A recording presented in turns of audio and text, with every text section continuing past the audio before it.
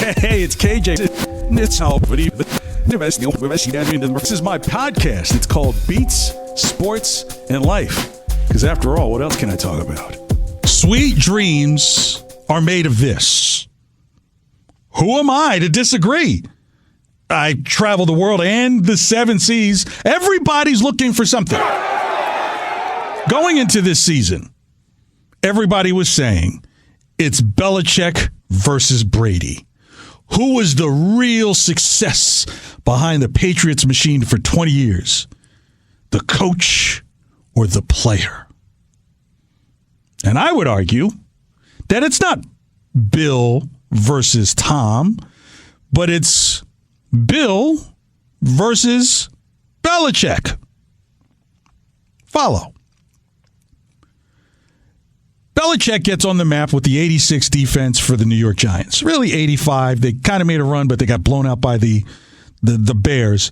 But still, just between Lawrence Taylor and Harry Carson, my dad's twin, or Banks, or Leonard Marshall, or Jim Burt, that team was stacked, and Bill was their coach on the defense.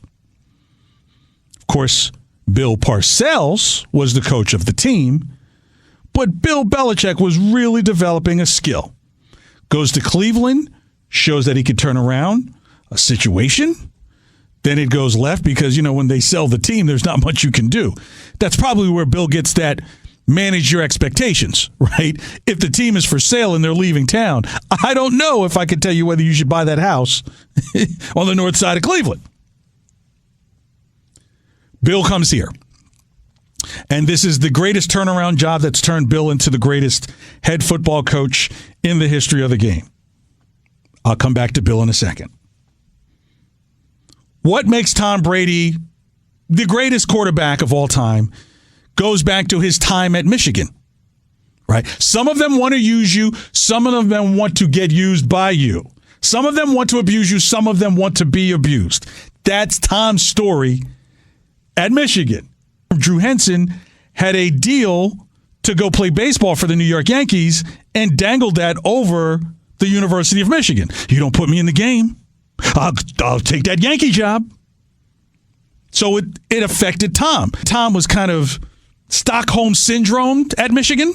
So Bill and Tom come together, and they both have an understanding of what it's like to remain successful and yet not necessarily be credited for it. We're winning championships. Some great players are coming in. I think of Junior Seau. I think of the turnaround of Corey Dillon. There was just some real magical things happening. And not to rehash things that people already know what happened this year, that Tom wanted more money, obviously. The team wasn't willing to pay them. That goes to the story of now why it's Bill versus Tom. So you say, well, what has changed in all that? Tom was cutting money and getting players in. I get that. Bill was coaching up some guys that, might have been on the fringe, and these guys were able to run through walls. I get it. But what's the difference? Bill is also the GM. And there is where you have it's Bill versus Belichick. I didn't think Tom's skills had diminished because when you looked at the skill players that he had even last year, you were like, oh boy, what's going to happen? Then you remember Antonio Brown showed up for 1 week and suddenly the Patriots were favored to win the Super Bowl just because of one guy showing up? And then when that one guy left the next week, that's where the Kansas City Chiefs stepped into that role. But Bill, as a general manager, I don't know if he could get the same grade over 20 years as Bill the coach. So imagine you're a player and you're thinking about coming to play for New England now without Tom Brady. You now realize that the guy you're sitting down in front of is also your coach.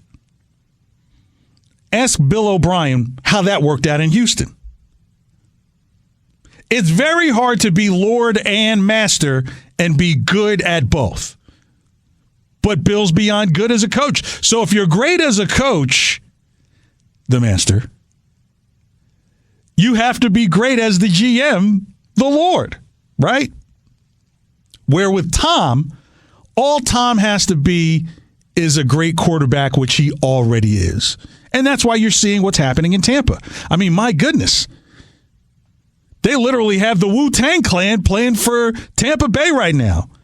You got ODB, you got Ghostface, you got Method Man, you got Raekwon, the chef. I mean, who doesn't the Bucs have on their roster? That's what a GM does. So when I hear this talk of Bill versus Tom, I go, It's Bill versus Belichick. So some of these guys have to hold your head up, keep your head up, moving on. Hold your head up, moving on. Keep your head up, or you're moving on. Hold your head up, you could be moving on. Keep your head up, he might be moving on. Hold your head up, are we moving on? Keep your head up. Sweet dreams are made of this. Who am I to disagree? I've traveled the world and the 7 seas. Everybody's looking for something. I remember in the press in our industry, it was announced that I was going to be starting 2 jobs simultaneously. And I remember hearing from people saying, wow, in an industry where it's hard to get one, you're being hired for 2.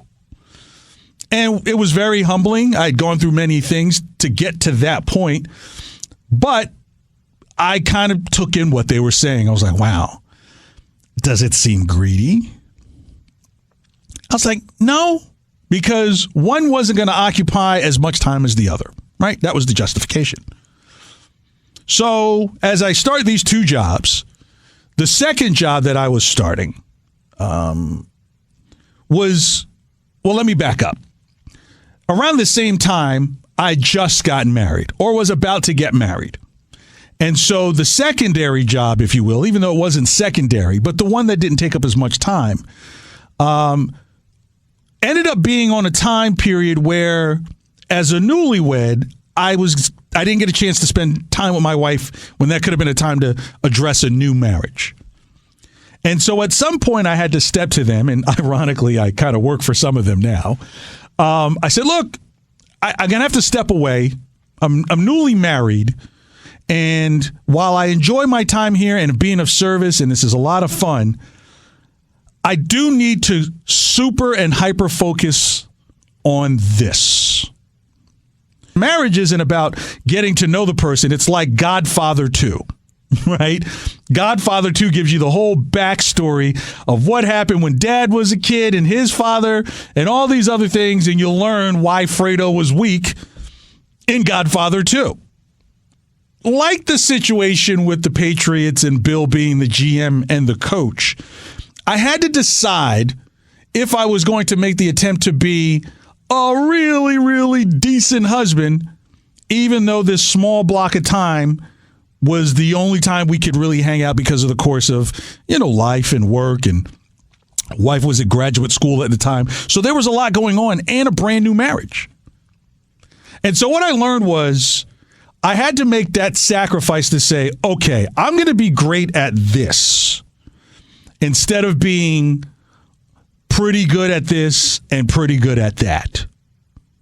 So I guess to tie it back to Bill, maybe Bill does take the time to say, you know what? Maybe it's time for me to either become a great evaluator and coach up a coach, or allow someone to come in and bring in the talent and me be a great coach to players. Keep your head up. Hold your head up. Moving on. Sweet dreams are made of this. 1982. Performed by Eurythmics. Written by Annie Lennox and David Stewart. Produced by